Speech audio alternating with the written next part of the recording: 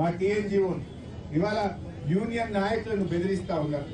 TNGO union రాష్ట్ర నాయకత్వం ఎవరైనా మాట్లాడితే విజిలెన్స్ కేసు, ఏసీబీ కేసు, పోలీసులను పెట్టి ఇవాళ ఉద్యోగ సంఘాల నాయకులను రేవంత్ రెడ్డి బ్లాక్ మెయిల్ చేస్తున్నాడు, బెదిరింపులకు పాల్పడతా ఉన్నాడు.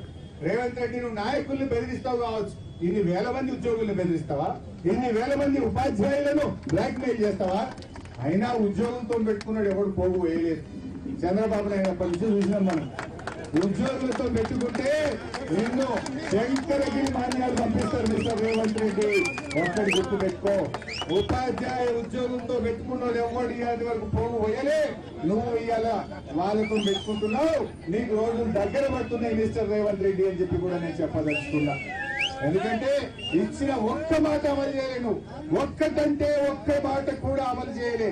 నా డిఏలు ఇవ్వలే, నా పిఆర్సీ ఇవ్వలే, నా పెండింగ్ ఎరియర్స్ ఇవ్వలే, రిటైర్మెంట్ బెనిఫిట్స్ ఇవ్వలే, సిపిఎస్ ను ఓపీఎస్ చేయలేదు, ఒక్క మాట కూడా అమలు చేయలేదు ఉద్యోగులకు.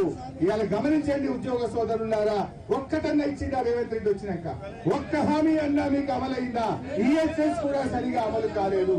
3 ఏళ్లుగా 6 గ్యారంటీలని మోసమైంది, ఉద్యోగులకు కూడా మోసమైంది. ఎవరికి కూడా ఈ ప్రభుత్వం న్యాయం చేయలేదు. ముఖ్యంగా ఉద్యోగుల విషయంలో భయభ్రాంతులకు లోన్ చేస్తా ఉన్నారు. ఏసీబీల పేరిట, విజిలెన్స్ ఎంక్వైరీల పేరిట ఇవాళ ఉద్యోగ సంఘ నాయకులను భయభ్రాంతులకు గురి చేస్తున్నటువంటి పరిస్థితి ఉన్నది. బట్ ఏది ఏమైనా